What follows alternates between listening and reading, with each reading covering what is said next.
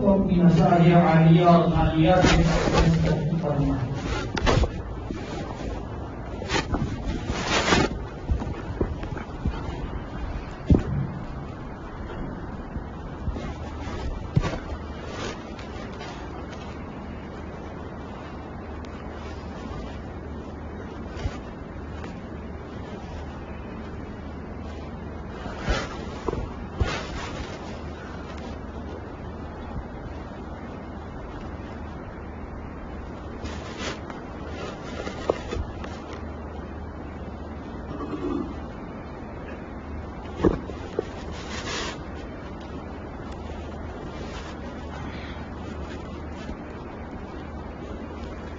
الحمد لله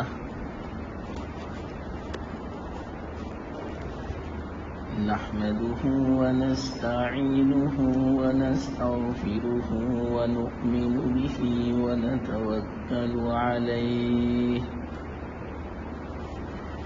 ونعوذ بالله من شرور أنفسنا ومن سيئات أعمالنا من يهده الله فلا مضل له ومن يضلله فلا هادي له ونشهد أن لا إله إلا الله وحده لا شريك له ونشهد أن سيدنا ومولانا محمدا عبده ورسوله صلى الله تعالى عليه وعلى آله وأصحابه وأزواجه وذرياته وأتباعه وبارك وسلم تسليما كثيرا. أما بعد فأعوذ بالله من الشيطان الرجيم. بسم الله الرحمن الرحيم. قل إن كنتم تحبون الله فاتبعوني يحببكم الله ويغفر لكم ذنوبكم والله غفور رحيم. عن أبي هريرة رضي الله تعالى عنه قال قال رسول الله صلى الله عليه وسلم والذي نفسي بيده لا يؤمن أحدكم حتى أكون أحب إليه من والده وولده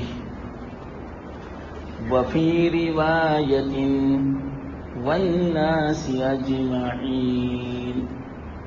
صدق الله مولانا العظيم وصدق رسوله النبي الكريم ونحن على ذلك لمن الشاهدين والشاكرين والحمد لله رب العالمين.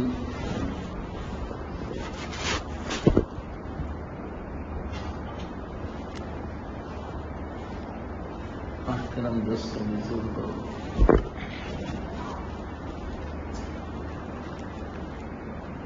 الحمدللہ ہم جمعہ کے دن میں داخل ہو گئے مغرب سے.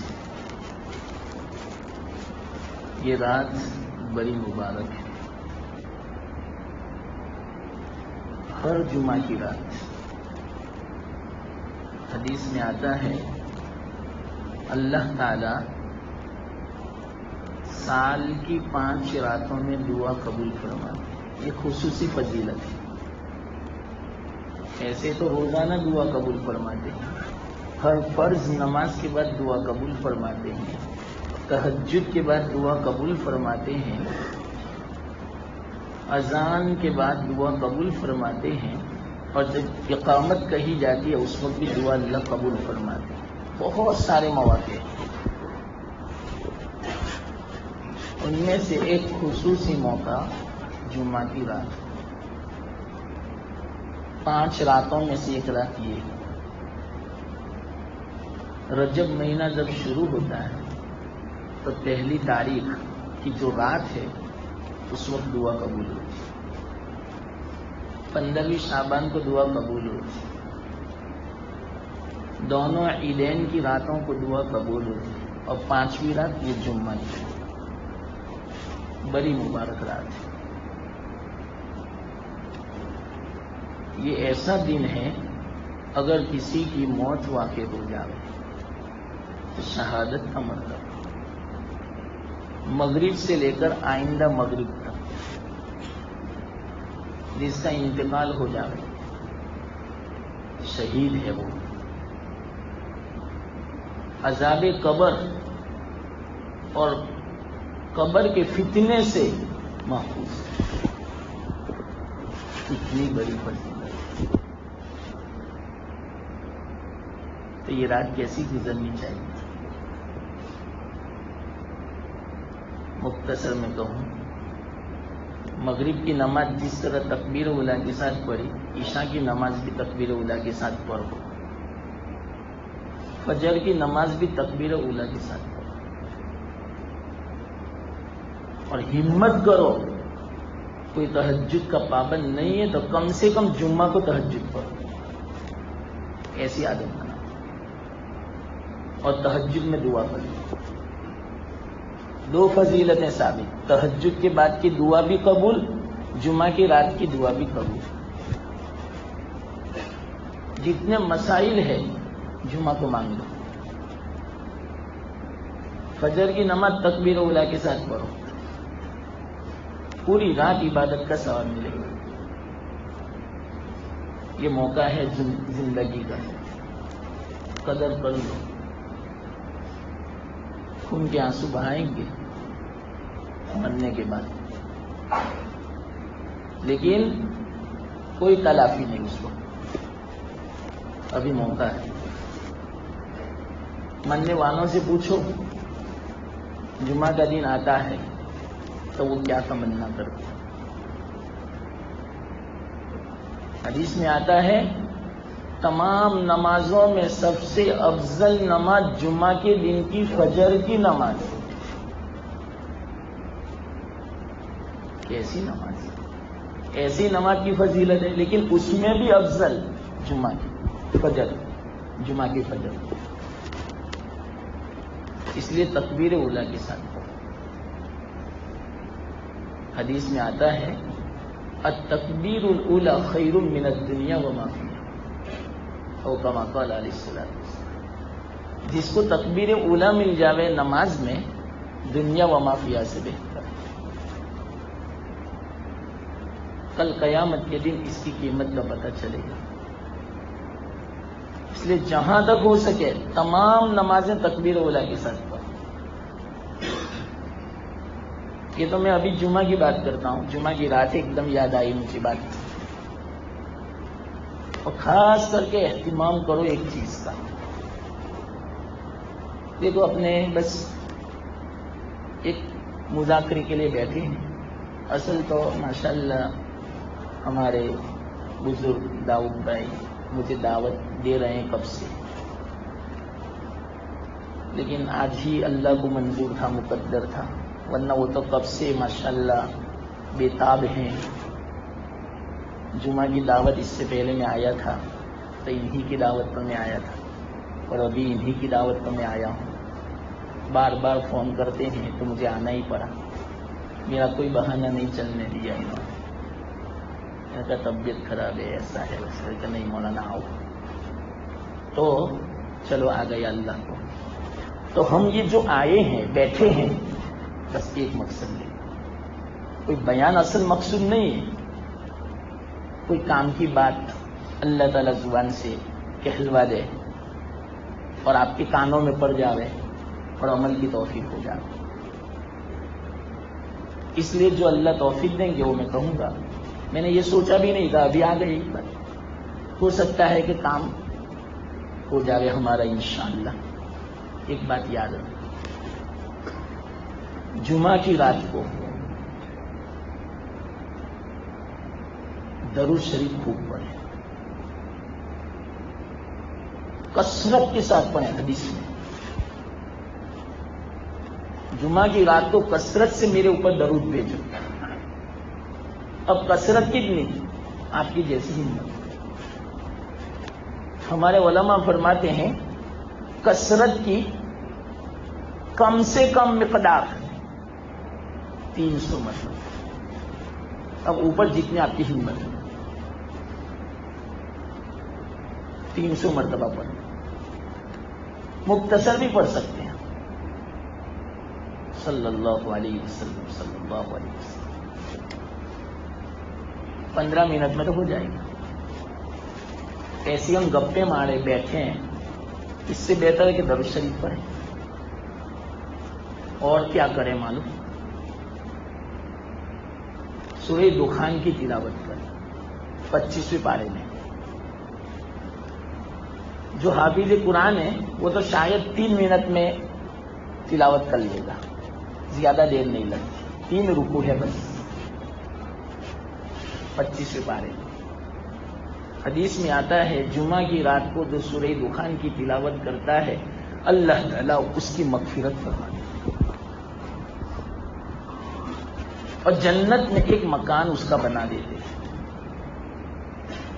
کیسی اہمیت پیدا کرو آخرت میں. دنیا کے مکان کی جس طرح ہمیں محبت اور اہمیت ہے، اس سے زیادہ ضرورت ہے آخرت کی. یہاں تو کرائے سے مکان مل جائے گا، وہاں نہیں ملے گا کرائے سے. یہاں تو کوئی رحم کھا کے مکان عاریت پر بھی دے دے گا بلا عوض، وہاں کوئی نہیں دے گا. اپنا مکان کون دے گا؟ بس اللہ ہی دے گا. تو اللہ نے ہمیں یہاں عمل بتا دیے، یہ عمل کرو تو مکان ملے گا. اور ایک عمل یہ بتایا کہ 5 نمازیں ہیں دن میں، 5 نمازوں میں سنت مؤکدہ کل 12 ہے. فجر کی 2، ظہر کی آگے 4 پیچھے 2 8، مغرب کے بعد 2 10، عشاء کے بعد 2 12. یہ سنت مؤکدہ ہے. فرماتے ہیں جو سنت مؤکدہ کی پابندی کرتا ہے اللہ اس کے لیے جنت میں مکان بناتے ہیں. گھر کا مستحق ہو گیا، کبھی سنت مت چھوڑو. یہ جو بچوں نے ابھی نظم پڑھی واقعتاً پورا مضمون الحمدللہ میرے ذہن میں آیا. بس یہی وجہ ہے آج حالت کی. سنتوں کا اہتمام ہو. سنتیں چھوٹی ہوئی ہے، غیروں کا طریقہ اپنایا. بچوں نے یہ کہا، اس بنا پر پریشانیاں ہیں. یہ تو سنن ہدا میں سے ہے. سنن ہدا پر عمل کرنا ضروری ہے، جس کو عبادت کی سنت بولتے ہیں.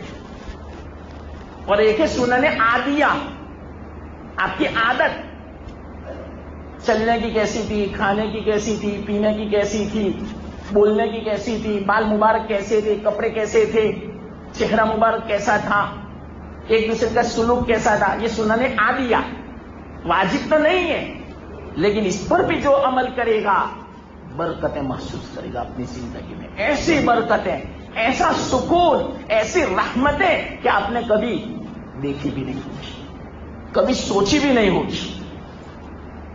تو سنن عادیہ جو عادت تھی اللہ کے رسول صلی اللہ علیہ وسلم کی، اس عادت کو ہم اپنائیں گے، اس کی برکتیں ہیں. تو سنن ہدا جو ہیں، سنن عبادت جو ہیں، اس کو اگر اپنائیں گے تو کیا فضیلت ہوگی. اس بنا پر یہ جمعہ کی رات ہے، سورہ دخان پڑھیں گھر بنے گا. 12 سنتیں ادا کریں، 12 رکعت گھر بنے گا. اور وہاں ہمیشہ رہنا ہے. یہاں 770. یہ مائک کی ذرا اچھا کر دو ایک مرتبہ، کیوں بیچ میں اس طرح ہوگا تو میرا ذہن منتشر ہو جائے گا. بات چلتی ہے، یہ کیا مائک خراب ہو جاتا ہے. یہ ایسا نہیں ہونا چاہیے. چلتا تھا برابر، کیوں آپ نے بیچ میں خلل کیا؟ دماغ میرا منتشر ہو گیا.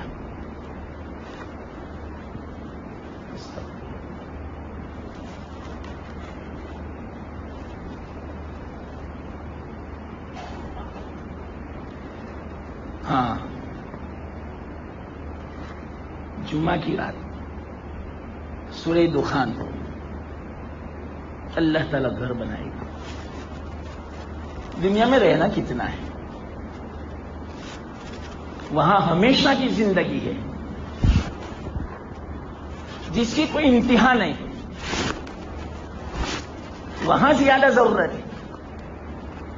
یہاں تو وقتی ایک عارضی زندگی ہے، بس تھوڑے وقت کے لیے آئے، آخرت بنانے کے لیے آئے. وہاں کی فکر کرو. ایسا نہیں کہ دنیا کی فکر نہ کریں، دنیا کی بھی فکر کریں، لیکن ایسی فکر نہیں کہ آدمی آخرت سے غافل ہو جائے. یہ منع ہے. آخرت سے غافل مت. بچہ نے یہ بھی کہا، دنیا کی محبت کی بنا پر ہم غافل ہو چکے ہیں آخرت سے. یہ بالکل مناسب نہیں. تو سنت مؤکدہ پڑھیں گے، انشاءاللہ العزیز جنت میں گھر بنے گا. سورہ دخان پڑھیں گے، جنت میں گھر بنے گا. تو یہ رات درود شریف کی کثرت رکھیں. علامہ رشید احمد گنگوئی رحمت اللہ علیہ فرماتے ہیں کم سے کم کثرت کی مقدار 300 مرتبہ. یہ بھی نہ ہو سکے جتنا ہو سکے. اور نماز تکبیر اولیٰ کے ساتھ. اور ضرور جمعہ کے دن چاہے رات کو چاہے دن کو سورہ کہف کی تلاوت کر لینا. یہ مت بھولو مسلمان. آج کل فتنے بڑے خطرناک ہیں. ان فتنوں سے بچنے کے لیے سورہ کہف کی تلاوت بڑی مؤثر ہے. حدیث میں دجال کے فتنے سے بچ جاوے گا سورہ کہف کی تلاوت کرنے والا. تو یہ تو چھوٹے دجاجل ہیں آج کل. تو جب بڑے دجال کے فتنے سے یہ سورت بچائے گی تو ابھی چھوٹے دجاجل سے تو ضرور اللہ تعالیٰ اس کی برکت سے ہمیں بچا لیں گے. اپنے بچوں کو عادی بناؤ، اپنی بچیوں کو عورتوں کو عادی بناؤ. کوئی جمعہ خالی نہ جاوے سورہ کہف سے. اور فجر میں جب اٹھو سورہ یاسین کی تلاوت کرو. روزانہ پابندی سے صبح میں سورہ یاسین کی تلاوت کرو. 10 قرآن کا تو ثواب ملتا ہے ایک مرتبہ سورہ یاسین پڑھنے سے. اور اوپر سے پورے دن کا کام آسان ہو جائے گا. ہمیں پتہ بھی نہیں چلے گا، اللہ کی مدد آئے گی سورہ یاسین کی برکت سے. تو جو نماز پڑھے تو کیا برکت ہوگی؟ نماز تو فرض ہے. خیر یہ تو ضمناً بات آئی. تو یہ جمعہ کی رات شروع ہو گئی ہے. ہم جو بیٹھے ہیں نا یہ بھی عبادت میں ہے. اور جن کا تذکرہ کرنے کے لیے بیٹھے ان کی تمنا تھی دائی کی کہ مہینہ ربیع الاول کا ہے تو کچھ سیرت پر بات ہو جاوے. اب سیرت کا عنوان تو ایسا ہے، صحیح میں کہتا ہوں کہ اپنی پوری زندگی آؤں یہاں پر، میری زندگی ختم ہو سکتی ہے، سیرت کا عنوان ختم نہیں ہو سکتا. ایسی باتیں ہیں سیرت کی. کیوں؟ اس لیے کہ سیرت کا نام ہی قرآن. تو قرآن کی عجائب ختم نہیں ہو سکتے، قرآن کی باتیں ختم نہیں ہو سکتی، تو سیرت کی باتیں، سیرت کا عنوان کیسے ختم ہو سکتا ہے؟ زندگیاں ختم ہو سکتی ہے لیکن سیرت کا عنوان ختم نہیں ہو سکتا. پھر بھی مختصر ذکر کر لیتے ہیں. چلو مکمل نہ ہو تو انگلی کٹا کے یا کانٹا چبھا کر شہیدوں میں نام لکھوا لیں. یعنی عاشقین رسول میں، محبین رسول میں ہم اپنا شمار کرا لیں. تذکرہ تو کر لیں، اس لیے کہ اس مہینے میں اللہ کے رسول صلی اللہ علیہ وسلم دنیا میں تشریف لائے، بعثت ہوئی، اور اسی طرح جو روحانی بعثت ہے وہ بھی اسی مہینے میں ہوئی۔ اس مہینے کی بڑی فضیلت، اس کا نام ہی ربیع، بہار والی،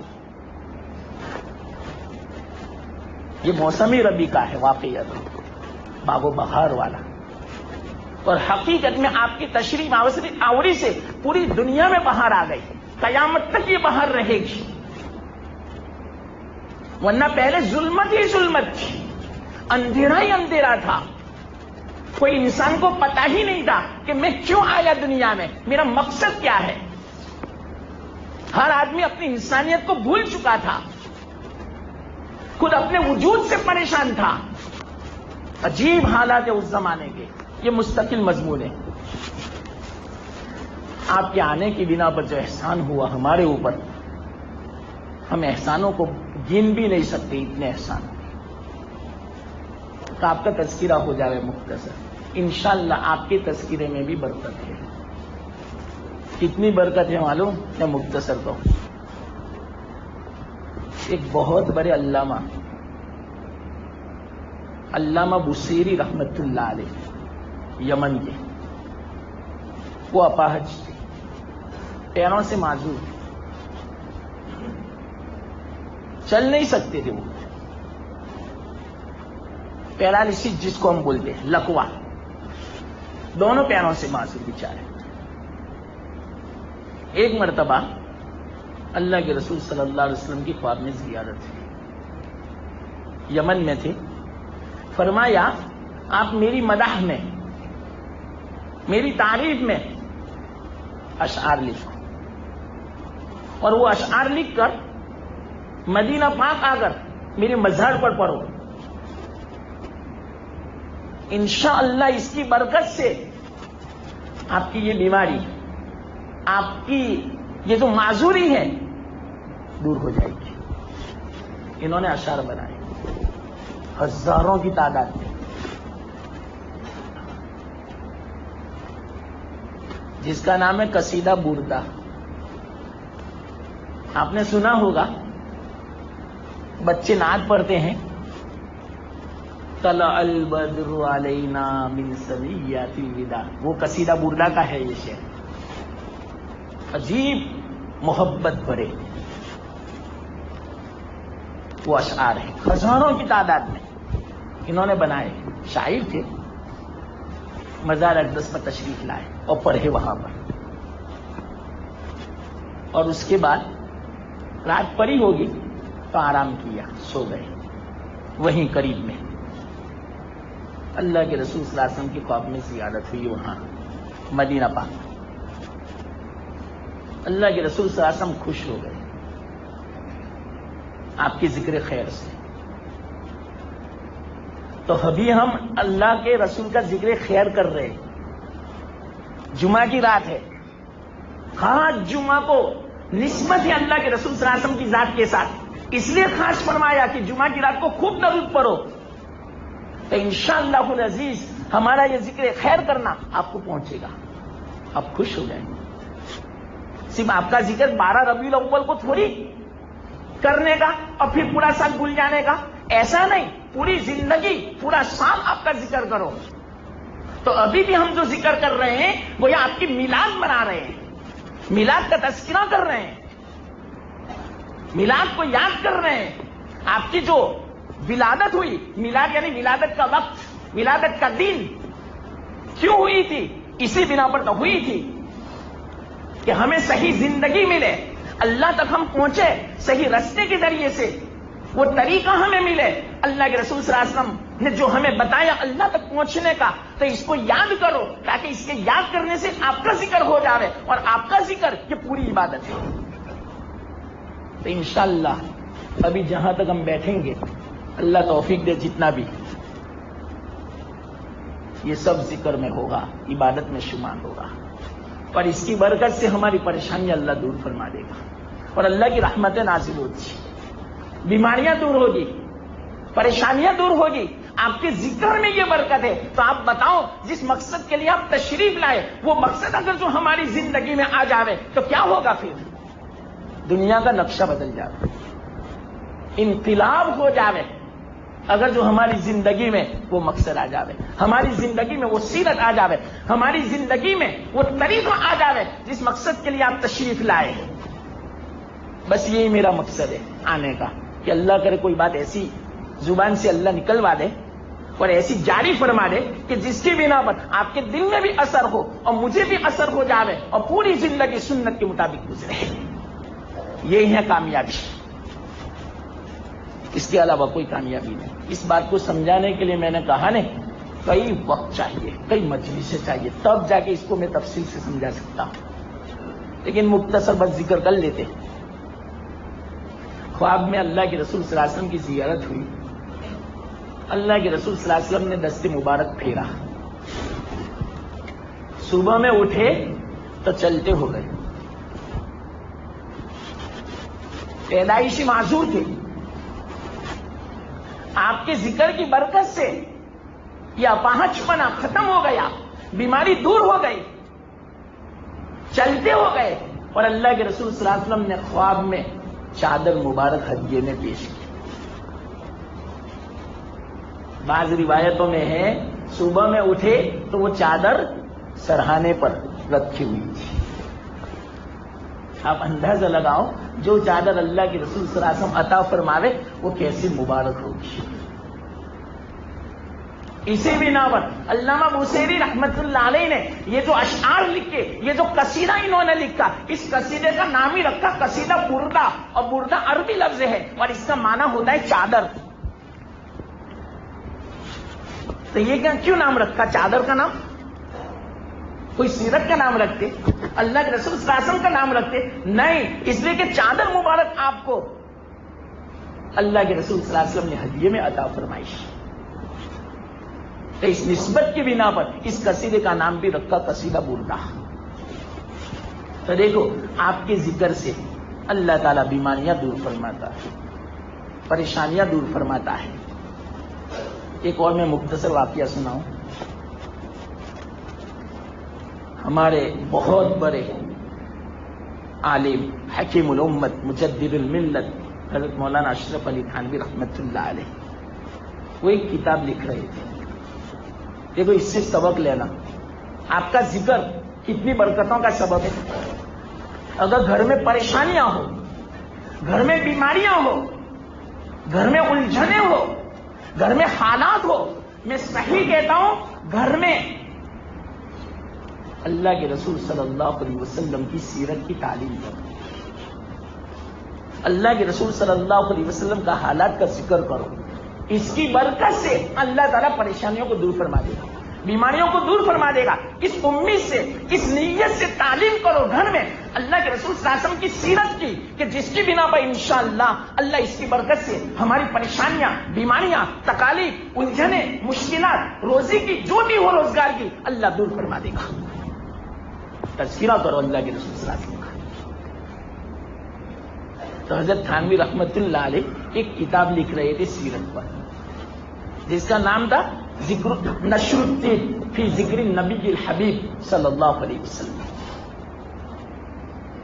یہ کتاب کا نام ہے. اس میں آپ کے حالات ہیں، آپ کی سیرت ہے. فرماتے ہیں اس زمانے میں، جس زمانے میں یہ کتاب لکھی جاتی تھی، تھانہ بھون میں ایک بیماری تھی، طاعون پھیلا ہوا تھا، پلیگ.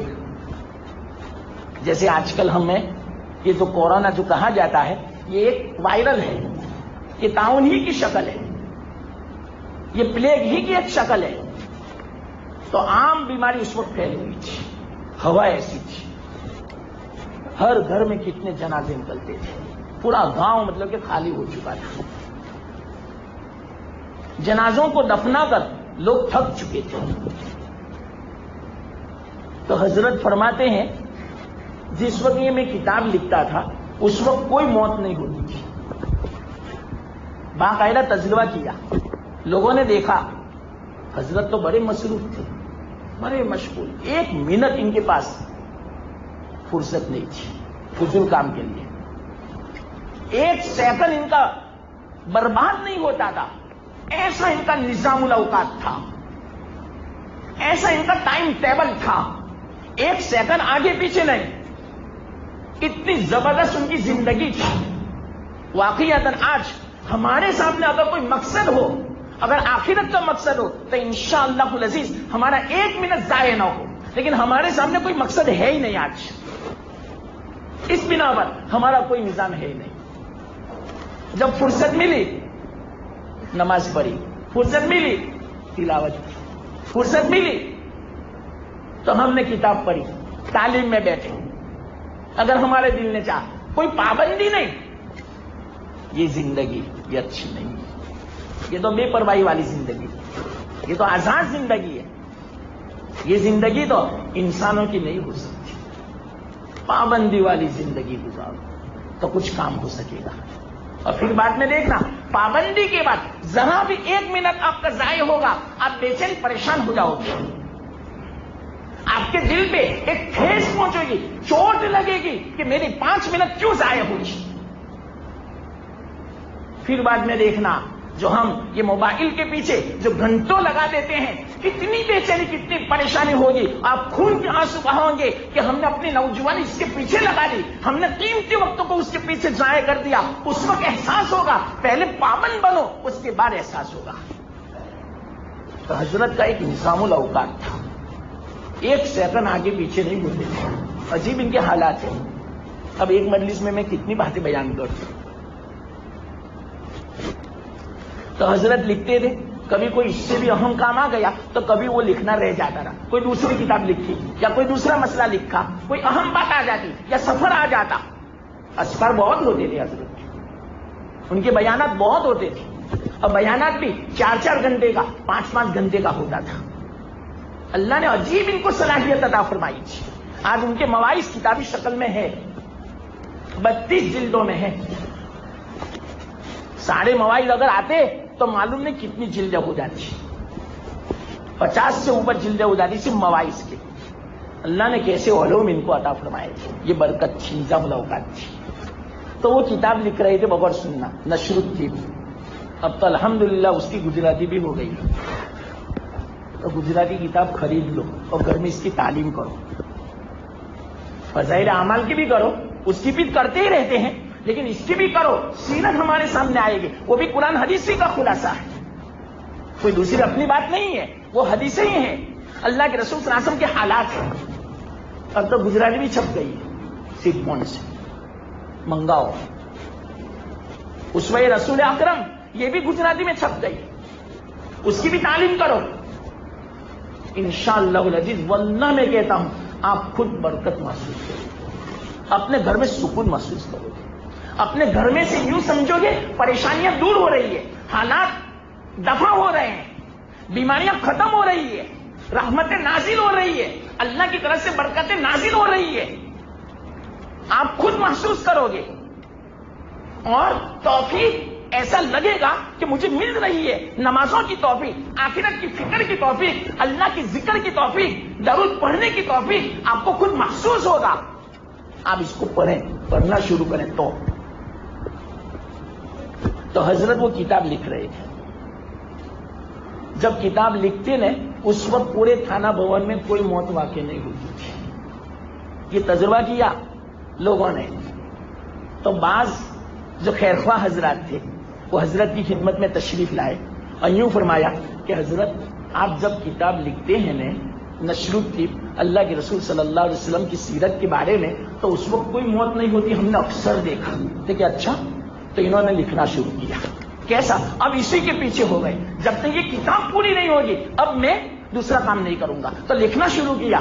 اللہ تعالیٰ نے اس کتاب کی برکت سے تھانہ بھون میں سے اس بیماری کو اٹھا لیا. جب کتاب لکھنے کی یہ برکت ہے, ذکر کی یہ برکت ہے, تو وہ چیزیں جو کتاب میں بیان کی گئی, وہ سیرت جو کتاب میں لکھی گئی, وہ سیرت اگر جو ہم اپنی زندگی میں اتاریں تو کیا برکتیں ہوگی بتاؤ. سب سے بڑی برکت کیا ہوگی معلوم؟ وَأَنْتُمُ الْأَعْلَوْنَ, تم ہی بلند ہوں گے پوری دنیا میں. تمہارا ہی سکہ چلے گا, کسی کا نہیں چلے گا. آج مسلمانوں کا سکہ نہیں چلتا کہیں بھی. مسلمان ذلیل ہے، مسلمان رسوا ہے. وجہ کیا؟ سنتیں چھوڑیے اس بنا پر، سیرت کو چھوڑا اس بنا پر. یاد رکھنا، یہ میں صحیح کہتا ہوں، یہ دعویٰ غلط نہیں ہے. میرے پاس دلائل کے الحمدللہ انبار ہیں، لیکن اتنا وقت نہیں ہے کہ پوری تفصیل سے ان دلائل کو میں بیان کروں. ہماری ترقی کا راز دوسرا ہے، غیروں کی ترقی کا راز دوسرا ہے. اللہ تعالیٰ نے نظام دنیا کا ایسا بنایا ہے، ہر ایک کا مزاج الگ ہے، ہر ایک کی بیماری الگ ہے، ہر ایک کا علاج الگ ہے. تو اسی طرح مسلمانوں کا مزاج مجموعی اعتبار سے الگ ہے، ان کی بیماری الگ ہے اور ان کا علاج بھی الگ ہے. مسلمانوں کی بیماری بس صرف یہ ہے کہ انہوں نے سنتوں کو چھوڑا، اللہ کے احکامات کو چھوڑا، اسی بنا پر یہ سب حالات ہے. ان کا علاج ہی یہ ہے، دنیا کی ڈگریاں علاج نہیں ہے اس کا. یاد رکھنا اس بات کو، میں مختصر جملے میں کہتا ہوں، دنیا کی ڈگریاں حاصل کرنا اس کا علاج نہیں ہے. اس کا علاج سنتوں کو اپنانا ہے، اللہ کے احکامات کو پورا کرنا ہے. جب ہماری زندگی میں سنتیں آ جائے گی، اللہ کے احکامات پورے ہوں گے، پھر بعد میں دیکھنا دنیا کا نقشہ پلٹ جائے گا، ہماری پریشانیاں دور ہو جائے گی، ہماری ذلت عزت میں بدل جائے گی، ہماری پریشانی سکون میں بدل جائے گی، ہماری جو نفرتیں ہیں لوگوں کے دلوں میں محبتوں سے بدل جائے گی. لیکن کیا؟ اس کے لیے علاج ہے. یہ میں نے مختصر دعویٰ کیا، بڑی تفصیل ہے اس کی. تو اللہ کے رسول صلی اللہ علیہ وسلم کی ذکر میں یہ برکت ہے، تو ہم ذکر کرنے بیٹھے ہیں. ذکر کا معنی کیا؟ یاد. ذکر کا مطلب صرف یہ تھوڑی کہ لا الہ الا اللہ، لا الہ الا اللہ، اللہ. یہ بھی ذکر ہے. یہ بھی ذکر کیوں ہے؟ اس طرح ہم اللہ کو یاد کرتے ہیں. تو آپ کا تذکرہ کر کے گویا اللہ کے رسول صلی اللہ علیہ وسلم کو یاد کر رہے ہیں، یہ بھی آپ کا ذکر ہے. تو ذکر میں یہ برکت رکھی ہے. تو ہمارا یہ جو بیٹھنا ہے، ہماری یہ جو مجلس ہے، فی الحال اللہ کے رسول صلی اللہ علیہ وسلم کی ذکر میں ہے، سیرت بیان کرنے میں ہے. تو اب میں مختصر سیرت بیان کروں. یہ تو اس کی ایک تمہیدی بات تھی، وہ بھی بہت مختصر میں نے کہی. یہ جو میں نے حدیث تلاوت کی، سب سے پہلے قرآن کی آیت، کیا عجیب آیت ہے. اللہ فرماتے ہیں، بغور سنو، قل ان کنتم تحبون اللہ. اے لوگوں، اگر تم اللہ سے محبت کرنا چاہتے ہو، کوئی مسلمان دنیا میں ایسا نہیں ہے جو اللہ سے محبت نہ کرنا چاہتا. جو اسلام میں داخل ہو گیا، اللہ سے محبت ہو گئی، اللہ کا ولی ہو گیا، اللہ کا دوست ہو گیا. قرآن میں ہے، اللہ ولی الذین آمنوا، اللہ ولی ہے مومنین کا. واللہ ولی المؤمنین، اللہ تعالیٰ مومنین کا دوست ہے. تو ایمان میں داخل ہو گیا، بس اللہ کا دوست ہو گیا. ہر آدمی یہ چاہتا ہے اللہ کی محبت ہو، اللہ کا تعلق ہو، اللہ کی نسبت پیدا ہو. تو اللہ تعالیٰ کا احسان ہے کہ الحمدللہ اللہ تعالیٰ نے ہمیں مومن بنایا. تو اللہ کیا فرماتے ہیں؟ ان کنتم تحبون اللہ، اگر تم اللہ سے محبت کرنا چاہتے ہو تو کیا طریقہ ہے؟ اللہ نے حکم تو دیا، اللہ نے یہ تو بتایا کہ تم اللہ سے محبت کرنا چاہتے ہو، لیکن اس کا طریقہ خود بتاتے ہیں. اللہ کے رسول صلی اللہ علیہ وسلم فرماتے ہیں، تم میری اتباع کرو. تو ہم تو کیا محبت کریں گے؟ ہمیں پتہ نہیں اللہ کی محبت کے آداب. اللہ تو کتنا بڑا ہے، اللہ اکبر، ہر چیز سے بڑا ہے. سب سے بڑی چیز دنیا میں اگر کوئی ہے تو عرش. عرش سے بڑی کوئی چیز نہیں. اس سے بھی بڑا اللہ، ساری کائنات سے بڑا اللہ. دنیا میں کیسے کیسے سیارے ہیں، یہ سورج تو کچھ بھی نہیں اس کے سامنے. اتنے بڑے بڑے سیارے اللہ تعالیٰ نے پیدا فرمائے ہیں. تو ان سب سے بڑا اللہ. تو ہم اللہ سے کیا محبت کریں؟ ہم اللہ کی محبت کے کیا آداب؟ بس ایک ہی بتلا دیا، تم میری اتباع کرو تو یحببکم اللہ، اللہ تم سے محبت کرے گا. ہم تو کیا محبت کریں گے؟ اللہ ہم سے محبت کرے گا، اللہ اپنا محبوب بنا لے گا. علماء ایک بات عجیب بیان فرماتے ہیں اس کے ماتحت میں، کہ کوئی عبادت بجا لائیں گے تو اس کا ثواب بیان کیا، اس کا اجر بیان کیا. قرآن کا ایک لفظ پڑھیں گے تو 10 نیکی ملے گی، صدقہ کیا 1 روپیہ تو 10 گنا ملے گا، تسبیح پڑھو گے تو اتنا ملے گا، آدھا 15 بن جائے گا. اگر سبحان اللہ ایک مرتبہ پڑھا, الحمدللہ پڑھا, تو دوسرا آدھا جو 15 خالی ہے وہ بھر جائے گا. اور اگر لا الہ الا اللہ پڑھا تو اتنا ثواب ملے گا. اللہ اکبر پڑھو گے تو اتنا مطلب کہ اللہ کے راستے میں قربانی کا ثواب ملے گا. اس طرح کی بہت ساری فضیلتیں ہیں. ہر عمل کی ایک فضیلت بتائی, ثواب بتایا, لیکن جو سنت کی اتباع کرے گا اس کی فضیلت ثواب نہیں بتایا, بلکہ اس کے لیے فرمایا اللہ تعالیٰ نے کہ مجھے پاؤ گے, میری محبت آپ کو ملے گی. یعنی سنت کی اتباع میں ثواب بیان نہیں فرمایا, بلکہ سنت کی اتباع میں اللہ نے فرمایا میں خود ملوں گا, اللہ کی محبت ملے گی. اور جس کو اللہ مل گیا اس کو سب کچھ مل گیا. ساری کائنات اللہ کی, جنت اللہ کی, جہنم اللہ کی, ساری مخلوق اللہ کی. تو جب ہم اللہ کے ہو گئے تو ساری کائنات ہماری ہو گئی, ساری کائنات ہماری اشاروں پہ چلے گی. گویا جب اللہ کے ہم ہو گئے تو اللہ تعالیٰ سب چیزوں کا مالک ہے, تو اللہ تعالیٰ بھی ہمیں مالک بنا دے گا, ہمیں جنتی بنا دے گا, ہماری خواہش ہماری تمنا پوری فرمائے گا. لیکن ایک شرط ہے, اللہ کے رسول صلی اللہ علیہ وسلم کی اتباع. تو یہ بہت بڑا ثواب, بہت بڑا اجر بیان فرمایا. کون سا؟ کہ اللہ کی محبت ملے گی. لیکن کب ملے گی؟ اتباع سنت. ہر چیز میں اتباع سنت. میں نے کہا سنن خدا ہو کہ سنن عادیہ ہو, ہر چیز میں اللہ کے رسول صلی اللہ علیہ وسلم کی اتباع کرو. پھر بعد میں دیکھنا کیا برکت ہے, کیا رحمتیں نازل ہوتی ہے, نورانیت محسوس ہوتی ہے. ارے غیروں کو محسوس ہوئی, غیروں کو. ایک مختصر واقعہ میں یاد آیا, سناؤں. ہماری سب سے پہلی جماعت بڑے بڑے علماء کی, غالباً اس جماعت میں مولانا محمد عمر صاحب بھی تھے. وہ جماعت جاپان پہنچی تو ایک گرجا گھر تھا, چرچ تھا, مسجدیں تو تھی نہیں. بعد میں مسجدیں ہوئی اس کام کی برکت سے. ہر ملک میں سینکڑوں کی تعداد میں مسجدیں بچی. اللہ تعالیٰ نے ایسی برکت رکھی اس کام کے اندر. اللہ تعالیٰ اس کام کو اور ترقی نصیب فرماوے, نظر بد سے بچاوے, ان کو حالات سے بچاوے. تو جاپان جب پہنچی جماعت تو وہیں باہر نل لگا ہوا تھا, وضو بنا رہے تھے. اور آپ کو معلوم ہے کہ ہر شادی کے پاس مسواک ہوتا ہے. اللہ کرے جس طرح ہم جماعت میں مسواک کی پابندی کرتے ہیں, گھر میں بھی ہر نماز کے وقت ہر وقت ہم مسواک کی پابندی کرنے والے بن جاتے ہیں. بہت بڑی فضیلت ہے اس کی. اگر آپ کو حسن خاتمہ کی فکر ہے, معمولی مت سمجھنا, حسن خاتمہ سب سے بڑی نعمت ہے. دیکھو ابھی وقت کم ہے, میں ایک ایک بات مختصر میں اشارہ کروں گا, ورنہ ہر بات ایسی ہے کہ اس کے لیے مجلس چاہیے. بس صرف اشارہ میں کرتا ہوں. اس مسواک کو آپ معمولی مت سمجھنا. حسن خاتمہ یعنی کیا؟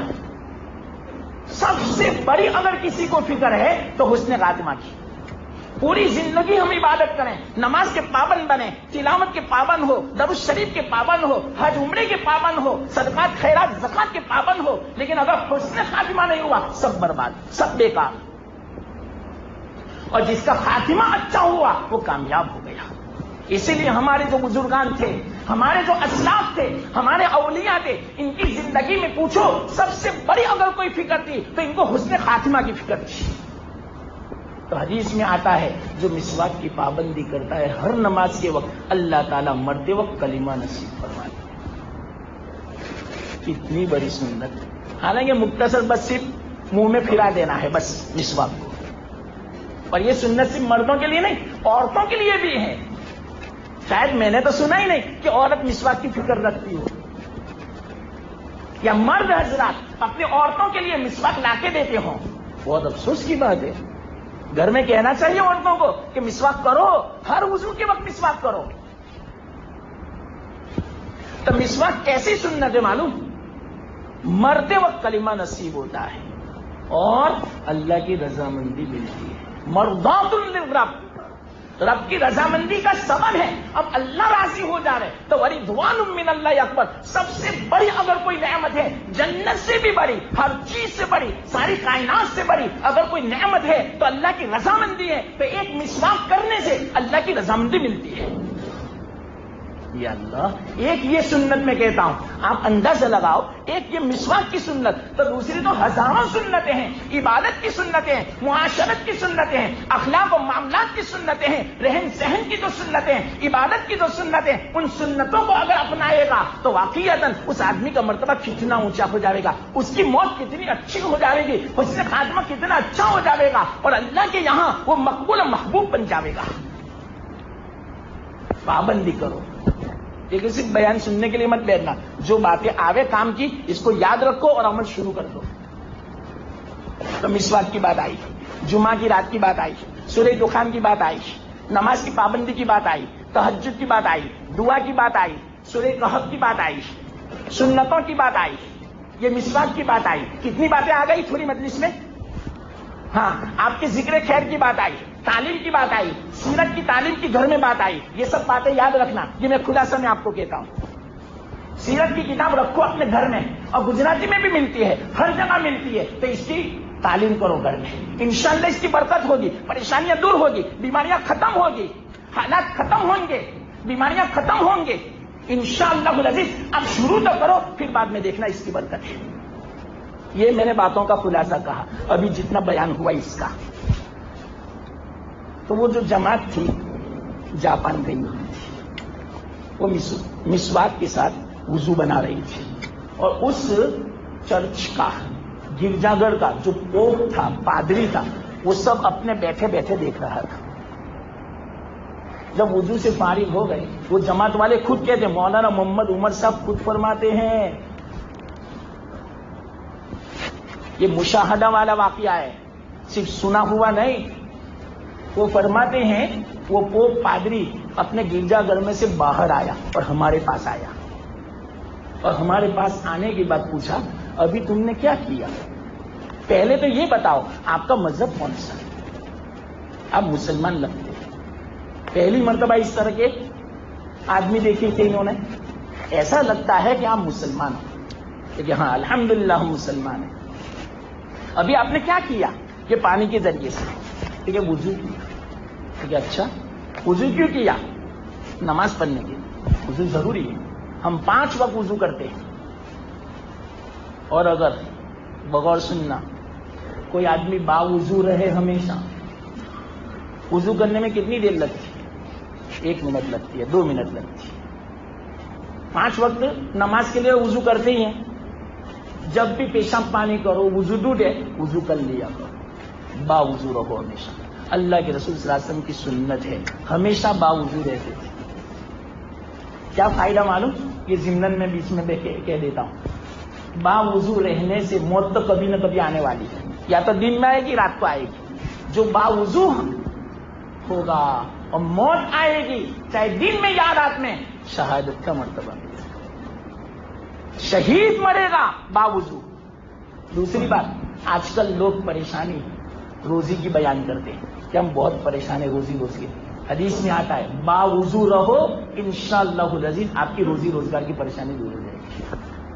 اب کیا ہے اس کے اندر نسبت برکت، وہ اللہ ہی بہتر جانتے ہیں۔ باوضو رہو، دیکھو پھر ہمیشہ باوضو رہو، بے وضو مت رہو۔ اور باوضو جو رہتا ہے، شیطان اس کو پھسلا نہیں سکتا، شیطان اس کو وسوسے میں مبتلا نہیں کر سکتا، شیطان اس کو بہکا نہیں سکتا، شیطان اس کو گمراہ نہیں کر سکتا، شیطان دور رہتا ہے اس سے۔ یہ وضو ہتھیار ہے، جیسے مسواک ہتھیار ہے، تسبیح ہتھیار ہے شیطان کے لیے۔ اور کیسا ہتھیار معلوم؟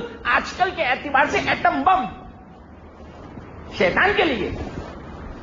انشاءاللہ العزیز باوضو رہو، مسواک کرو، تسبیح رکھو، ذکر کرو، شیطان آپ کے پاس بھٹک بھی نہیں سکتا، شیطان کے لیے بم ہے کوئی۔ تو باوضو رہنے کا کتنا بڑا فائدہ۔ رات کو جب آپ سوئیں، وضو کرنے میں کتنی دیر لگتی ہے؟ باوضو سو۔ میں آپ کو ہاتھ جوڑ کے کہتا ہوں، بے وضو مت سو۔ پیشاب پانی کرنا ہو پھر وضو کر لو، پوری رات عبادت کا ثواب ملے۔ آپ کہو گے کہ بھائی سو جائیں گے وضو ٹوٹ جائے گا، اس کی فکر مت کرو، بس حدیث میں یوں آتا ہے کہ اللہ کے رسول صلی اللہ علیہ وسلم وضو کر کے سوتے تھے، تو ہم تو ان کی اتباع میں وضو کر رہے ہیں، تو انشاءاللہ العزیز اس کی برکت سے پوری رات عبادت کا ثواب ملے گا، اور رات میں جو انتقال ہو گیا تو شہید اٹھو گے کل قیامت کے دن۔ کتنی بڑی فضیلت ہے. اور پوری رات عبادت کا ثواب لکھا جائے گا, فرشتے لکھتے رہیں گے. باوضو سویا ہے نا سنت کے مطابق اس بنا پر, تو کتنی فضیلت ہے. تو وہ وضو کر رہے تھے, وضو سے فارغ ہوئے تو پادری نے پوچھا کیا کیا, کہ وضو کیا نماز کے لیے. کہ اچھا ایک بات بتاؤں. پادری نے کہا ایک بات بتاؤں میں, آپ یہ جو سر پہ اس طرح جو ہاتھ کیا تھا اور گردن پہ اس طرح جو آپ نے کیا تھا وہ کیا تھا. کہ اس کو مسح بولتے ہیں. کہ اچھا آپ کو پتا ہے جس وقت آپ مسح کر رہے تھے کیا نور نکل رہا تھا. میں نے دیکھا. ہمیں پتہ نہیں چلتا سنتوں میں کیا نور ہے, مسواک میں کیا نور ہے, وہ تو فرشتوں کو پتہ چلتا ہے. مرنے کے بعد جب ہمیں اس نور کا مشاہدہ ہوگا, اس نور کا اجر دیا جائے گا, تب پتہ چلے گا کہ سنتوں میں اللہ نے کیا نور رکھا ہے. نور کا مطلب کیا, اس سے اطمینان ملتا ہے, اس سے توفیق ملتی ہے, دل میں اللہ کی محبت پیدا ہوتی ہے, رحمتیں نازل ہوتی ہے. یہ نور کا مطلب. نور کا مطلب یہ لائٹ جیسا نور نہیں, یاد رکھنا اس بات کو. کہ میں نے نور دیکھا. بعض مرتبہ اللہ تعالیٰ روشنی بھی دکھا دیتے ہیں. تو پادری نے کہا جس وقت آپ گردن پہ اس طرح ہاتھ پھرا رہے تھے میں نے ایک نور دیکھا چمکتا ہوا. وہ نور کیسا تھا معلوم؟ اب سنو وہ پادری کیا بولتا ہے کہ میں نے پوری زندگی مجاہدہ کیا, کئی سالوں سے میں نفس کے خلاف کرتا ہوں, میں اپنی خواہش پوری نہیں کرتا. ذرا میرے نفس میں کوئی خواہش آتی ہے اس کے خلاف میں کرتا ہوں. میں نے شادی نہیں کی, میں نے اچھا کھانا نہیں کھایا, میں بیلنس نہیں رکھتا, میرے پاس بال بچے نہیں, میرا مکان نہیں, بس میں مجاہدانہ زندگی گزار رہا ہوں, مشقت والی جفا کشی والی میں زندگی گزار رہا ہوں, واحد اس لیے تاکہ مجھے اللہ مل جائے. یہ غلط رستہ ہے, یاد رکھنا اس کو بھی. بس اس کی نیت کیا تھی, یہ مجاہدہ کیوں کرتا تھا, تاکہ اللہ مل جائے. اس نے یوں کہا میں کئی سالوں سے مجاہدہ کرتا ہوں, کئی سالوں سے مجاہدہ کرتا ہوں. آج میرے اندر کیا طاقت پیدا ہوئی معلوم؟ تو کہ بتاؤ کیا طاقت؟ کہ ایک آدمی 10 فٹ مجھ سے دور کھڑا ہو جا رہے ہیں. ایک آدمی کو کھڑا کیا اور یہاں سے اشارہ کیا تو دھرام سے اس کو گرا دیا. کہ یہ طاقت ہے مجھے, کہ یہ طاقت مجھے ملی کئی سالوں کے مجاہدے کے بعد. لیکن سنو, اب وہ پادری بولتا ہے یہ کئی سالوں کے مجاہدے کے بعد یہ طاقت مجھے ملی کہ 10 فٹ اگر کوئی آدمی دور کھڑا رہتا ہے میں اشارے سے اس کو گرا سکتا ہوں. لیکن تم نے یہ جو گردن پہ جو مسا کیا, ہاتھ جو پھیرا, اس کا نور میں نے دیکھا. پوری زندگی کے مجاہدہ کے بعد مجھے جو نور حاصل ہوا, مجھے قوت جو حاصل ہوئی, اس سے زیادہ نور میں نے اپنی آنکھوں سے تمہارے گردن پر ہاتھ پھرانے کے میں نے دیکھا. یا اللہ, حالانکہ ضروری بھی نہیں ہے, یہ تو ایک سنت ہے. اگر کوئی گردن پہ ہاتھ نہیں پھراتا کوئی حرج کی بات نہیں, اس کا وضو ہو گیا. تو آپ اندازہ لگاؤ کہ وہ ضروری سنت بھی نہیں ہے, لیکن ایک سنت ہے اللہ کے رسول صلی اللہ علیہ وسلم کی. اس پر عمل کرو گے تو یہ نور ملتا ہے. پادری نے خود کہا میں نے اپنی آنکھوں سے وہ نور دیکھا. یا اللہ, تو کیا برکتیں ہیں. تو اللہ کے رسول صلی اللہ علیہ وسلم کی ایک ایک سنت کی یہ برکت. تو یہ بیچ میں ایک مسواک کی بات آئی تھی, ایک وضو کی بات آئی تھی, تو اس پر میں نے مختصر آپ کو کہا. تو اللہ تعالیٰ کیا فرماتے ہیں, اگر تم میری محبت کرنا چاہتے ہو تو میرے رسول کی اتباع کرو. اب رسول کا تذکرہ ہم کر رہے ہیں. اللہ کے رسول صلی اللہ علیہ وسلم کا احسان ہمارے اوپر بہت بڑا ہے. اللہ کے رسول صلی اللہ علیہ وسلم ارشاد فرماتے ہیں, جو میں نے حدیث تلاوت کی, زبردست حدیث ہے. میں نے سوچا, بلا مبالغہ کہتا ہوں, انشاءاللہ العزیز اس حدیث کو میں روزانہ یہاں آ کے بیان کروں اور 1 گھنٹے کے مجلس و مغرب سے عشاء, میری زندگی ختم ہو سکتی ہے, اس حدیث کی تشریح ختم نہیں ہو سکتی. اتنی زبردست حدیث ہے. کون سی حدیث؟ اب یہ میں مختصر کہتا ہوں, آیت کا مختصر مطلب میں نے کہا. اب حدیث سنو. اللہ کے رسول صلی اللہ علیہ وسلم ارشاد فرماتے ہیں, والذی نفسی بیدی, اس ذات کی قسم جس کے قبضے میں میری جان ہے. قسم کھاتے ہیں, قسم کس بات پر؟ لا یؤمن احدکم, تم مومن ہو ہی نہیں سکتے, میں بھی مومن نہیں ہو سکتا, آپ بھی مومن نہیں ہو سکتے. دنیا کا کوئی آدمی مومن ہو ہی نہیں سکتا، صحابی بھی مومن ہو ہی نہیں سکتا. یہ جو اللہ کے رسول صلی اللہ علیہ وسلم نے فرمایا سب کے لیے فرمایا. آپ کے زمانے سے لے کر قیامت تک جتنے انسان آنے والے ہیں، جتنے بھی مسلمان ہونے والے ہیں، سب کو اللہ کے رسول صلی اللہ علیہ وسلم فرماتے ہیں لا یؤمن احدکم، تم مومن ہو ہی نہیں سکتے. ہاں مومن کب ہوں گے آپ؟ حتی اکون احب الیہ، یہاں تک کہ میں اس کے نزدیک سب سے زیادہ محبوب نہ ہو جاؤں، میری محبت سب سے زیادہ اس کے دل میں نہ آ جائے. کس سے بھی زیادہ؟ میں والدی، اس کے والد سے بھی زیادہ، وہ ولدی، اس کے اولاد سے بھی زیادہ. اور حضرت انس کی روایت میں ہے والناس اجمعین، تمام لوگوں سے زیادہ محبت ہمارے دل میں اللہ کے رسول صلی اللہ علیہ وسلم کی نہ آ جائے، وہاں تک ہم کامل مومن ہو ہی نہیں سکتے. یہ حدیث کا میں نے مفہوم بیان کیا. اب خود بتا رہے ہمارے دل میں کس کی محبت ہے؟ والد کی زیادہ ہے، اولاد کی زیادہ ہے، ہمارے نفس کی زیادہ ہے، ہماری ذات کی زیادہ ہے، یا لوگوں کی زیادہ ہے، یا بیوی کی زیادہ ہے، یا مال کی، دنیا کی زیادہ ہے؟ ہم خود فیصلہ کریں. اگر جو اللہ کے رسول صلی اللہ علیہ وسلم سے زیادہ محبت ان کی ہے تو سمجھو ہم مومن نہیں ابھی. اور اللہ نے جو وعدہ کیا وَأَنْتُمُ الْأَعْلَوْنَ، تم بلند ہو دنیا میں، تمہاری عزت ہوگی. وہ کن کے لیے؟ مومن کے لیے. ان کنتم مومنین. اور مومن بنے گا کب؟ جبکہ اللہ کے رسول صلی اللہ علیہ وسلم کی محبت سب سے زیادہ ہو. اور محبت کا مطلب کیا؟ یاد رکھنا اس بات کو. محبت کسے کہتے ہیں؟ ہماری زندگی میں اطاعت آ جاوے، ہماری زندگی میں اللہ کے رسول صلی اللہ علیہ وسلم کی فرما برداری آ جاوے، سنت آ جاوے، اس کو بولتے محبت. اس کے علاوہ محبت نہیں ہے. اس کی میں دلیل بیان کروں حدیث سے. حضرت انس رضی اللہ تعالیٰ عنہ 10 سال خدمت کی اللہ کے رسول صلی اللہ علیہ وسلم. ہجرت کر کے مدینہ تشریف لائے اللہ کے رسول صلی اللہ علیہ وسلم. حضرت انس 10 سال کے تھے بچے. ان کی اماں ام سلیم رضی اللہ تعالیٰ عنہا ایک اعتبار سے محرم تھی اللہ کے رسول صلی اللہ علیہ وسلم. محرم عورت، محرم کسے کہتے ہیں؟ جن کے ساتھ نکاح حرام ہو. اس لیے کبھی کبھار اللہ کے رسول صلی اللہ علیہ وسلم ام سلیم کے یہاں قیلولہ کرنے جاتے تھے.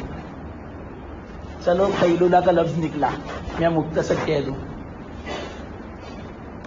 کیا معلوم؟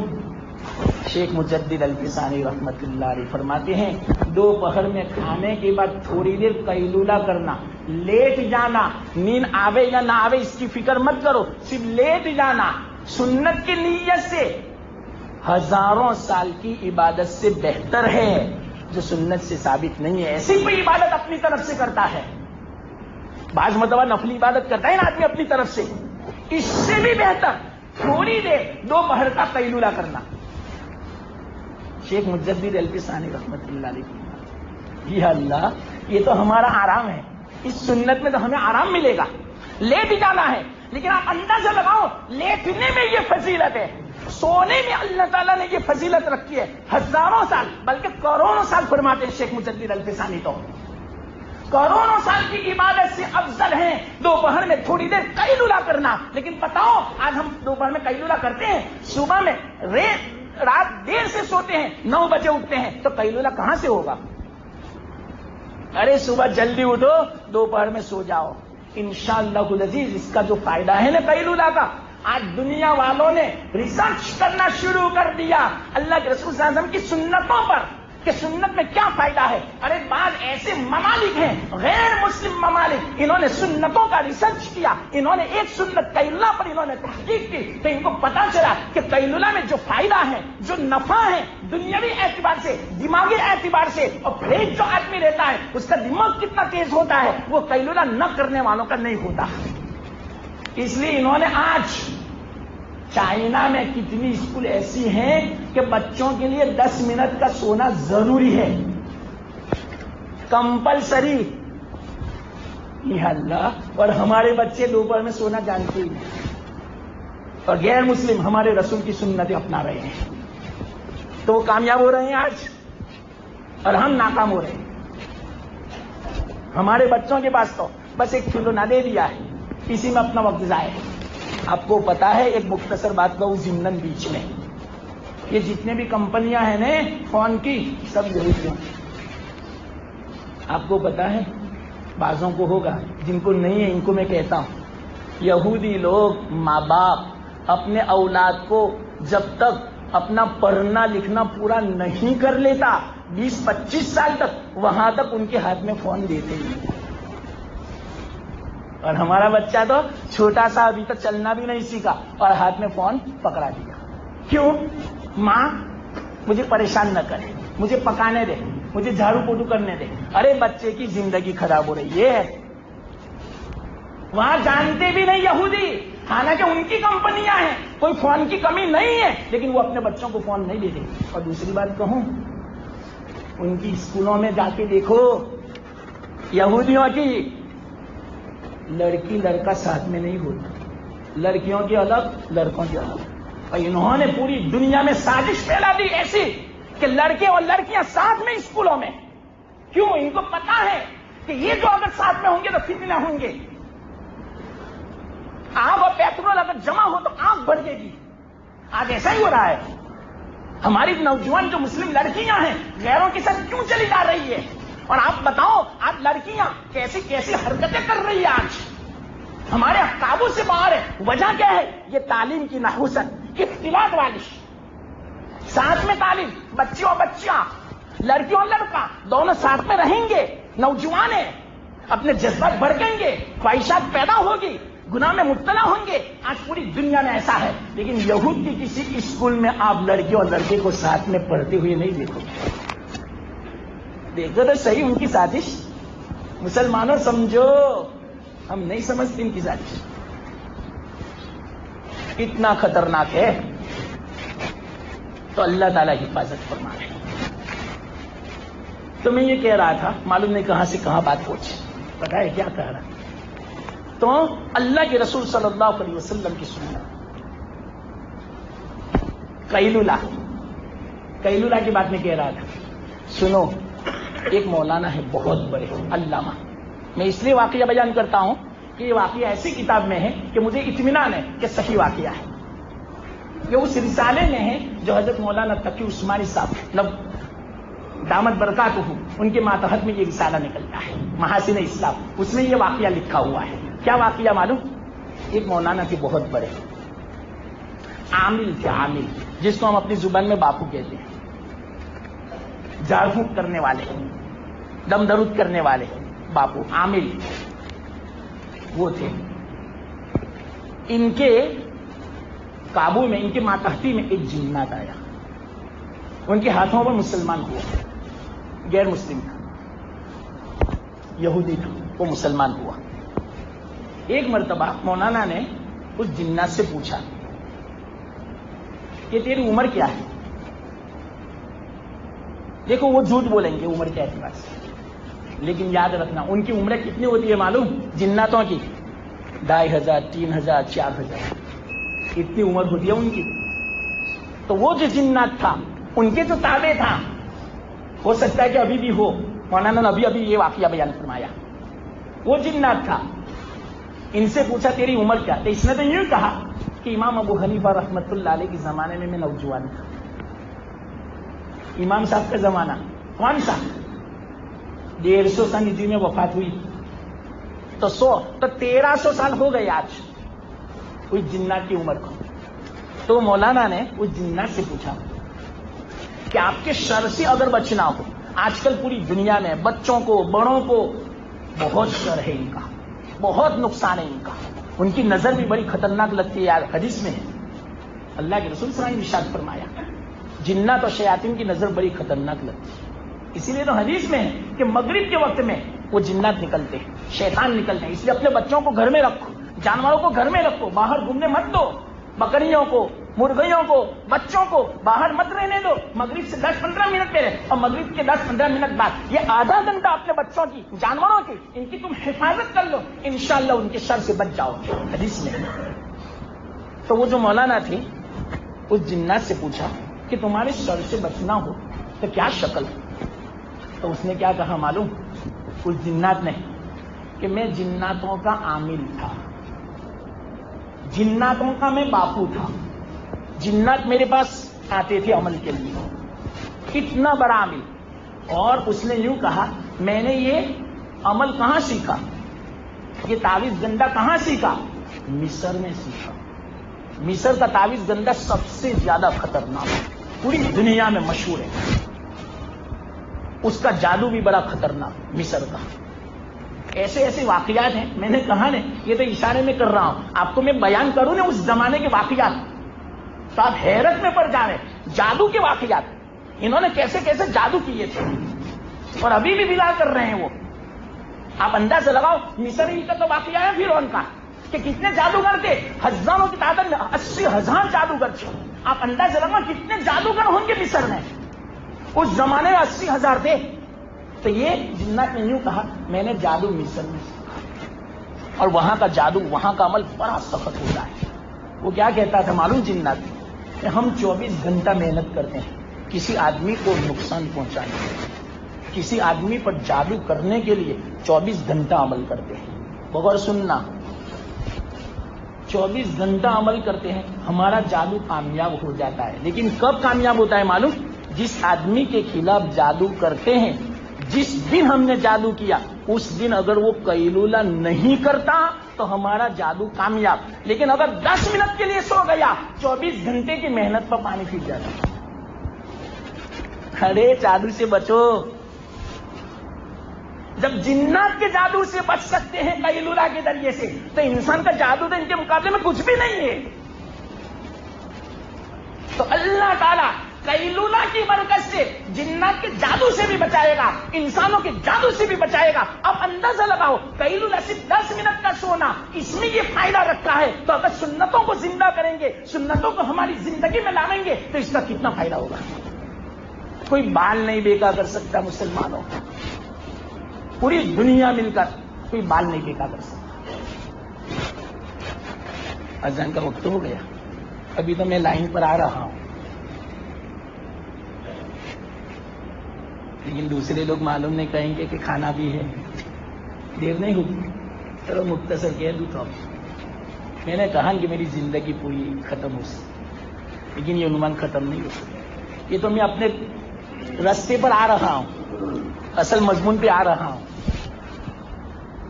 تو کیا فرمایا اللہ کے رسول صلی اللہ علیہ وسلم نے، کامل مومن ہو ہی نہیں سکتا جب تک کہ میری محبت نہ آئے. ہاں وہ حدیث جو ابھی یاد آئی مجھے، حضرت انس کی بات. حضرت انس نے 10 سال تک خدمت کی اور یہ بات کہاں سے آئی؟ یہ سب باتیں ان کی اماں ام سلیم رضی اللہ تعالی عنہا محرم میں سے تھی، یعنی جن کے ساتھ شادی نہیں کر سکتی، اس کو محرم بولتے. تو اللہ کے رسول صلی اللہ علیہ وسلم کبھی کبھار ان کے گھر قیلولہ کرتی تھی. یہاں سے بات آئی. تو قیلولہ فرماتے تھے تو پسینہ بہت ہوتا تھا اللہ کے رسول صلی اللہ علیہ وسلم. حضرت ام سلیم فرماتی ہیں کہ میں نے آپ کے لیے ایک چمڑے کا بستر تیار رکھا تھا کہ آپ جب بھی تشریف لائے بستر میں بچھا دیتے، آپ اس پر سو جاتے تھے تو پسینہ ہوتا تھا. میں آہستہ آہستہ پسینہ جیسے آپ کی پیشانی مبارک اور بدن مبارک جو چادر ہوتی وہ ہٹ جاتی تو اس میں جو پسینہ ہوتا میں ایک شیشی میں بھر لیتی. تو ایک مرتبہ میں شیشی میں پسینہ بھر رہی تھی، اللہ کے رسول صلی اللہ علیہ وسلم کی آنکھ کھل گئی. اللہ کے رسول صلی اللہ علیہ وسلم نے فرمایا ام سلیم کیا کرتی ہو؟ ام سلیم نے فرمایا یا رسول اللہ صلی اللہ علیہ وسلم آپ کا پسینہ جمع کر رہی ہے. دیکھیے کیوں کرتی ہو؟ کہ آپ کے پسینے میں وہ خوشبو ہے کہ ہماری خوشبو میں وہ خوشبو نہیں ہے. ہماری بہترین جو خوشبو ہوتی ہے اس میں آپ کے پسینے کا ایک قطرہ مبارک ڈال دیتے ہیں تو وہ خوشبو 2 بالا ہو جاتی ہے. اور وہ خوشبو جو ہے نا ہم شادیوں میں استعمال کرتے ہیں، دلہنوں کے لیے استعمال کرتے ہیں، آپ کے پسینے والی خوشبو. یا اللہ جن کے پسینے میں یہ خوشبو، لعاب مبارک میں کیا خوشبو، ان کے بدن مبارک میں کیا خوشبو ہوگی، ان کے بدن مبارک میں برکت کیا ہوگی. ارے روایتوں میں آتا ہے، سیرت المصطفیٰ علامہ ادریس کاندلوی رحمۃ اللہ علیہ نے کتنی روایتیں جمع فرمائی ہے. اس میں آتا ہے کہ ایک مرتبہ حضرت عائشہ رضی اللہ تعالیٰ عنہ نے پوچھ لیا یا رسول اللہ صلی اللہ علیہ وسلم کبھی کبھار آپ جیسے قضاء حاجت سے باہر نکلتے میں فوراً جاتی ہوں تاکہ میں دیکھوں آپ کا فضلہ، کہ آپ کا فضلہ کیسا ہے. فضلہ سمجھے پاخانہ. حضرت عائشہ نے کبھی نہیں دیکھا زندگی میں. حضرت عائشہ فرماتی ہے یا رسول اللہ صلی اللہ علیہ وسلم میں جاتی ہوں آپ کا فضلہ دیکھوں لیکن فضلہ ہوتا ہی نہیں، وہاں تو مشک کی خوشبو ہوتی ہے. اللہ کے رسول صلی اللہ علیہ وسلم مسکرائے، فرمایا کہ عائشہ میں جیسے ہی قضائے حاجت کرتا ہوں زمین اس کو تبرک سمجھ کے نکل جاتی، زمین رہنے نہیں دیتی۔ یا اللہ، جن کے فضلے میں پاخانے میں مشتقی خوشبو، تو لعاب میں کیا خوشبو، بدن مبارک میں کیا خوشبو ہوگی بتاؤ؟ یہ آپ کا تذکرہ کر رہا ہوں میں نے شروع میں کہا کہ تذکرہ ہو رہا ہے آپ کا، اور کیوں نہ ہو یہ خوشبو؟ آپ کو جو پیدا کیا گیا، آپ کا جو بدن بنایا گیا، وہ جنت کی مٹی سے بنایا گیا۔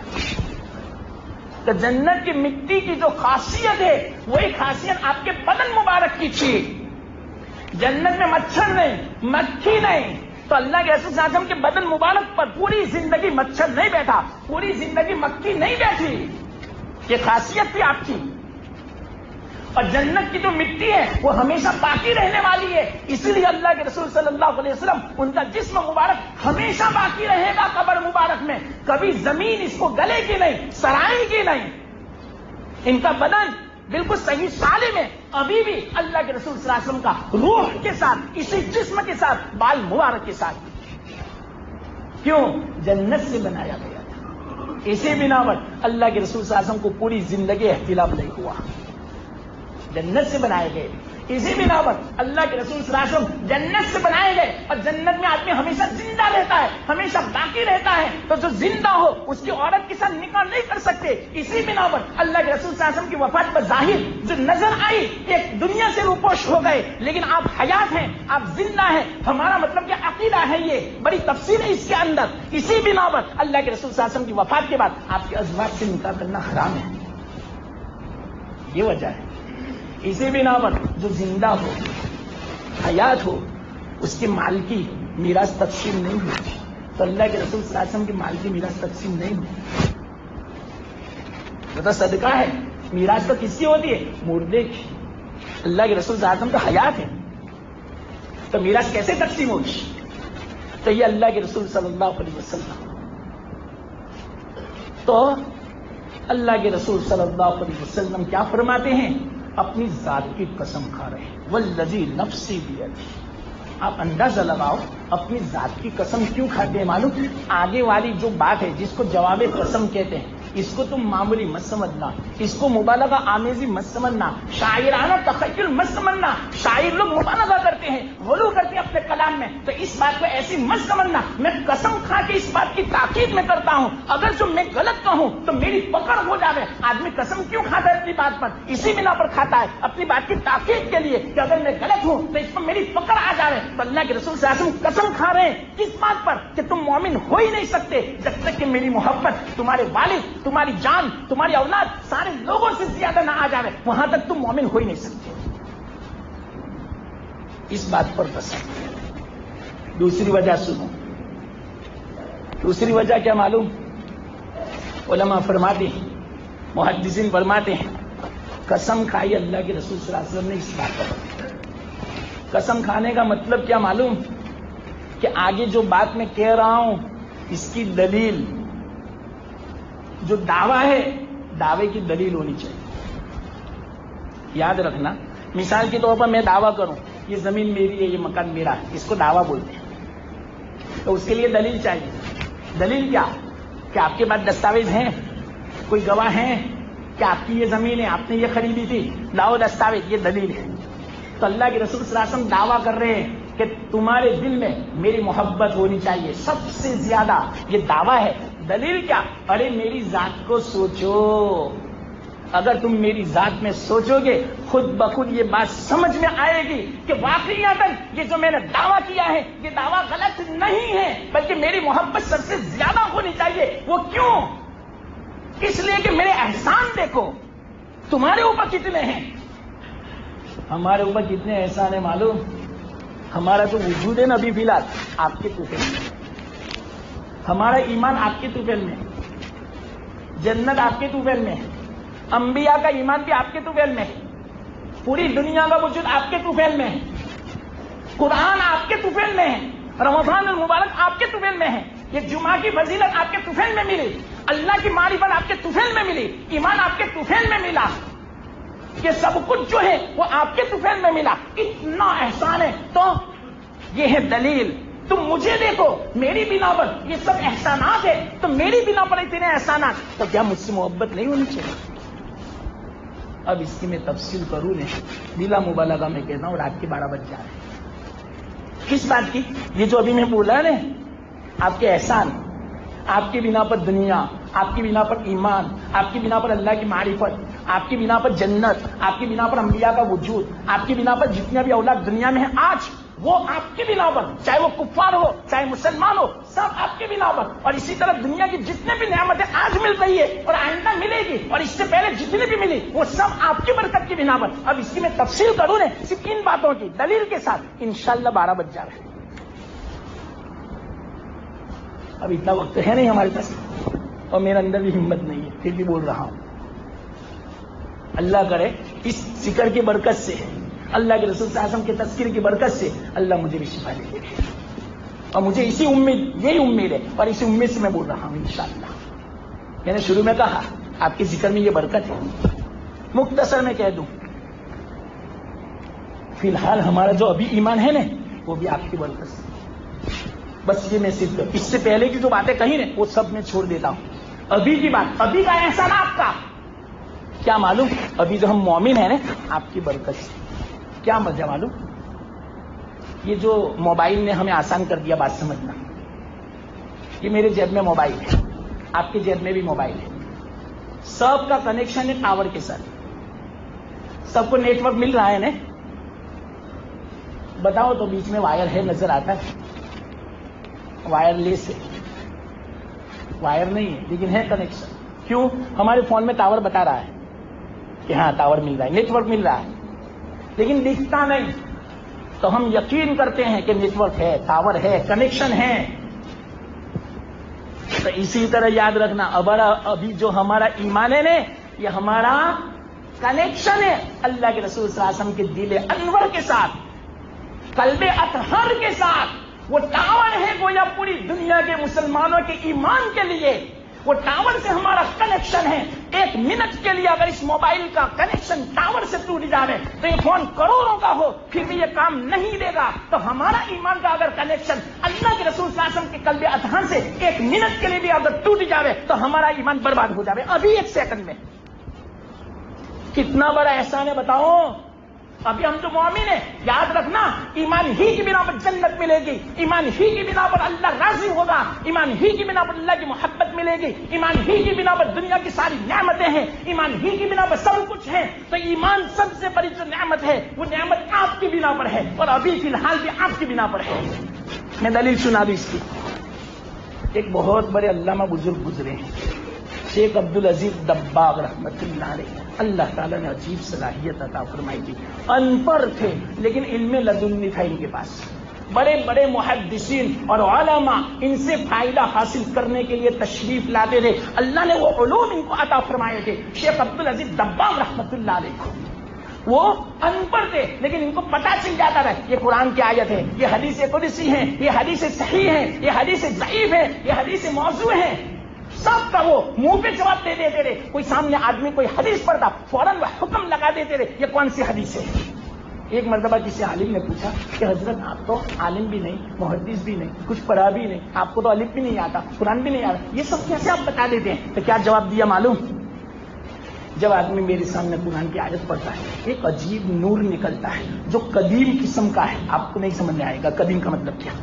قدیم قسم کا نور ہے وہ جو مجھے نظر آتا ہے, میں فوراً کہہ دیتا ہوں یہ قرآن کی آیت ہے. حدیث قدسی کا نور الگ ہوتا ہے, حدیث صحیح کا نور الگ ہوتا ہے. حدیث موضوع میں ظلمت ہوتی ہے, تاریخی, جیسے ظلمت نکلتی ہے زبان سے میں سمجھ جاتا ہوں یہ حدیث نہیں ہے, حدیث موضوع ہے. اس سے مجھے پتا چل جاتا. ہاں تو وہ ایک مرتبہ بیان کر رہے تھے اپنے مریدوں میں, غور سننا. بات میں ایک بات آئی جس طرح ہماری بات میں نے سوچا بھی نہیں تھا اور آگے بھی. کون سی بات؟ کہ ابھی ہمارا ایمان, اس کا کنیکشن اللہ کے رسول صلی اللہ علیہ وسلم کے قلب اطہر کے ساتھ ہے, جو ہمیں نظر نہیں آتا لیکن ہے. ماننا پڑے گا مسلمانوں, چاہے ہمیں سمجھ میں آوے, ہمیں نظر آوے یا نہ آوے, ہمیں ماننا پڑے گا. ہمارا ایمان پہلے سے, بلکہ انبیاء کا ایمان بھی اللہ کے رسول صلی اللہ علیہ وسلم کے واسطے سے. اس کی بھی دلیل ہے میرے پاس, لیکن فی الحال کی میں بیان کرتا ہوں. فی الحال جو ہمارا ایمان ہے آپ کے برکت سے. کیا وجہ؟ تو شیخ عبدالعزیز دباغ رحمۃ اللہ علیہ اپنے مریدوں میں یہ بات سمجھا رہے تھے کہ اللہ کے رسول صلی اللہ علیہ وسلم کا احسان مانو، ابھی جو ہم مومن ہیں وہ آپ کی برکت سے مومن ہیں۔ تو کوئی بیچ میں کوئی مرید تھا، اس کو اعتراض سوچا، اس نے اشکال کیا کہ یہ کیسے، میں خود ایمان لایا، میں نے کلمہ پڑھا تو میرا تو کوئی تعلق بھی نہیں ہے، اللہ کے رسول صلی اللہ علیہ وسلم تو قبر میں ہے، تو وہ کیسے مطلب کہ ہمارے ایمان کا کنیکشن۔ شیخ نے فرمایا ارے مان لے، نہ سمجھ میں آوے پھر بھی تو مان لے، اسی کا نام کا ایمان ہے۔ ایمان کو نظر آوے اس کے بعد تم مانو، یہ تھوڑی ایمان ہے۔ ایمان کا نام ہے ایمان بالغیب، غیب پر ایمان لانا۔ تو واقعیتاً آپ کا احسان ہے، ابھی ہمارا کنیکشن ہے ہمارے دل کا قلب اطہر کے ساتھ، اسی بنا پر ہم مومن ہے، لیکن نہیں مانا۔ تو کہا تم مان لے، اس نے کہا میں نہیں مانتا۔ کہ اچھا میں تجھے دکھا دوں، اگر تجھے اشکال ہے، تو نہیں مانتا اور تو خود کہتا ہے کہ مجھے دکھا دو، کیا مطلب دکھانے کا؟ شیخ نے فرمایا کنیکشن توڑوا دوں،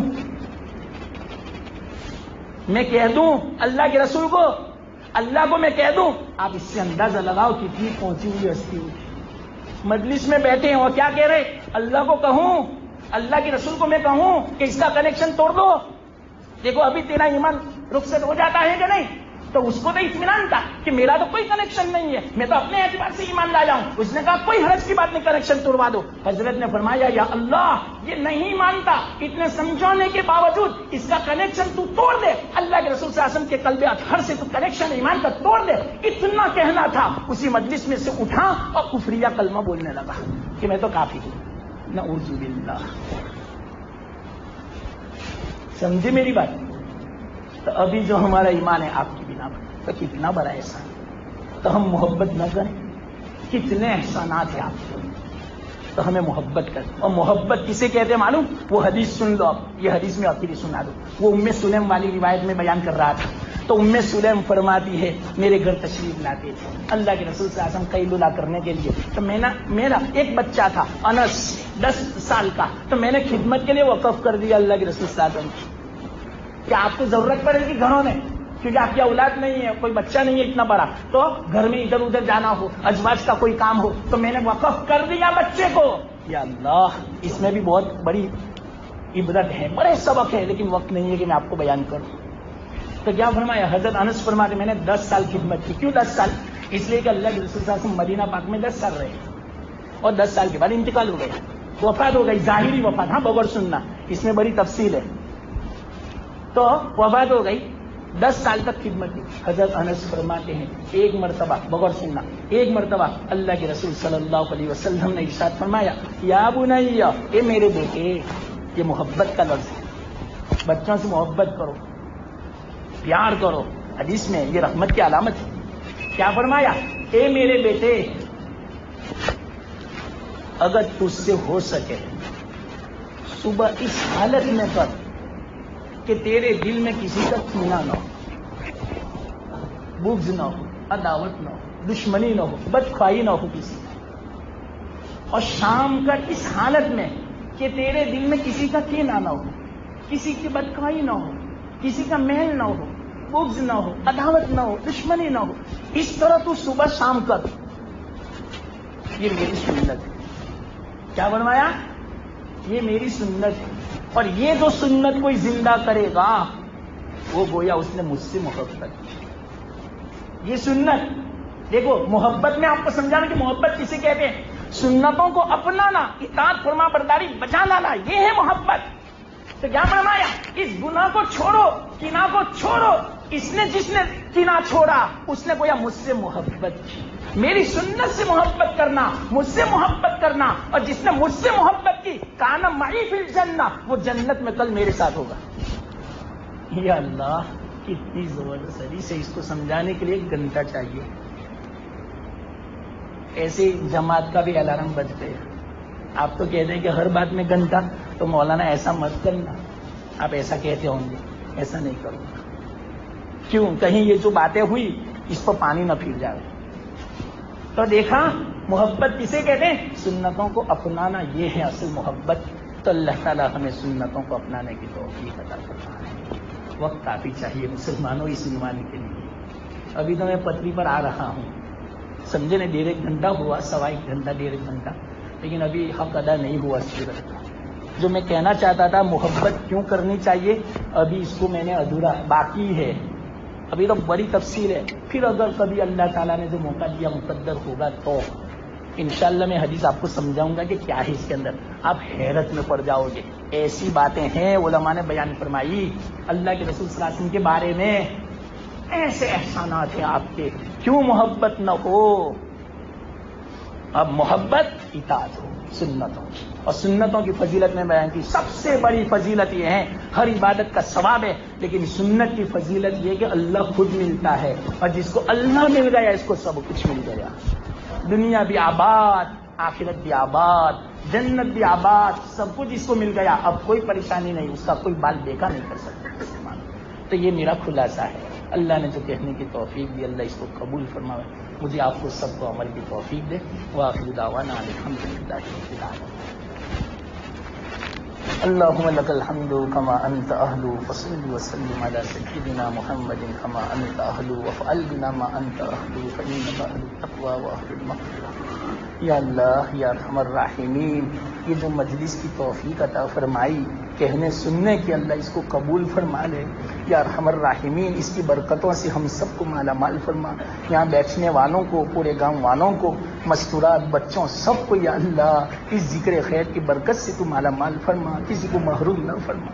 تیرے حبیب پاک صلی اللہ علیہ وسلم کی سچی پکی محبت نصیب فرما، ہمیں اطاعت نصیب فرما، فرما برداری اور سنتوں کی اتباع نصیب فرما.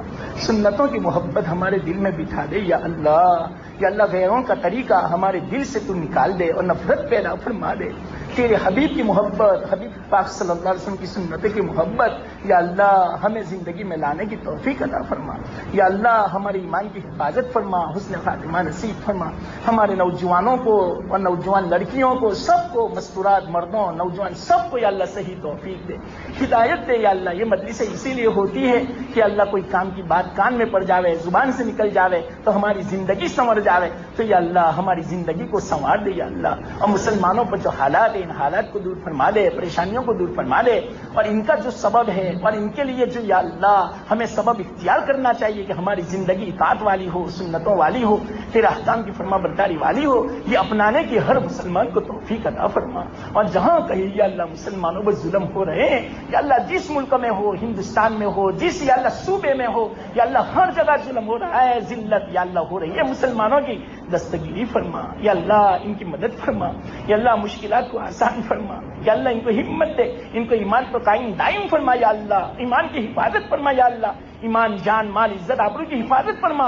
عورتوں کی، بچیوں کی حفاظت فرما، ان کی ایمان کی، عزت کی حفاظت فرما. یا اللہ بے ایمانی سے، بے غیرتی سے، بے حیائی سے یا اللہ ان تمام گناہوں، معاصی سے، شیطانی کاموں سے یا اللہ کی حفاظت فرما. یا اللہ سب کو یا اللہ سیرت سے محبت نصیب فرما. یا اللہ ہمیں جو باتیں کہنے کی توفیق دی، بہت ساری باتیں تو نے کہنے کی توفیق دی اپنے فضل سے. یا اللہ اس کو ہمیں اپنی زندگی میں اپنانے کی توفیق عطا فرما. یہاں آنا باعث خیر بنا، برکتوں کا سبب بنا. یا اللہ اس گاؤں سے جو پریشانیاں ہو دور فرما دے، جو مشقتیں ہو، بیماریاں، تکالیف، بنائیں، وبائیں ہو یا اللہ اس کی برکت سے تو دور فرما دے. جو بیمار ہو ان کو شفا دے دے یا اللہ. یا ارحم الراحمین پوری امت کے حال پر رحم فرما، پوری امت کے جو بیمار ان کو شفا دے دے یا اللہ. تیرے حبیب پاک صلی اللہ علیہ وسلم کا پوری زندگی یا اللہ ذکر کی یا اللہ، ان کو یاد کرنے کی اور ان کی زندگی کو اپنانے کی ہم سب کو توفیق عطا فرما. یا اللہ نمازوں کی پابندی نصیب فرما. جمعہ کی رات ہے، دعا قبول کرتا ہے یا اللہ ہماری دعا قبول فرما لے. بہت کچھ مانگنا ہے بغیر مانگے عطا فرما، شان شان عطا فرما. جو مانگا وہ بھی دے یا اللہ. ہماری جو جائز تمنا ہے، امیدیں ہیں وہ بھی یا اللہ عافیت کے ساتھ جلدی سے تو پوری فرما دے، پریشانیوں کو دور فرما دے. اور یا اللہ ہمیں صحیح توفیق دے، باقی زندگی کی قدر کی توفیق دے یا اللہ. آج تک کی زندگی کی یا اللہ تو تلافی کی توفیق دے، اور آج تک کی زندگی کی کوتاہیوں کو تو معاف فرما دے یا اللہ. ہماری کوتاہیوں سے، قصوروں سے تو درگزر فرما یا اللہ. اور ہمیں یا اللہ حسن خاتمہ نصیب فرما، جنت نصیب فرما. ہم سے تو راضی ہو جا تو ہمارا بن جا، تو ہمارا ہو جائے یا اللہ. اور ہمیں اپنا تو بنا لے یا اللہ. ہماری دعاؤں کو اپنے فضل و کرم سے حبیب پاک صلی اللہ علیہ وسلم کے صدقے میں، اس رات کی برکت سے یا اللہ، اس مجلس کی برکت سے یا اللہ، اس مجمع میں تیرا کوئی نیک بندہ اس کی برکت سے یا اللہ اپنے فضل سے تو قبول فرما لے. ربنا تقبل منا انك انت السميع العليم وتب علينا انك انت التواب الرحيم. وصلى الله تعالى على خير خلقه محمد وعلى اله واصحابه اجمعين وسلم تسليما برحمتك يا ارحم الراحمين.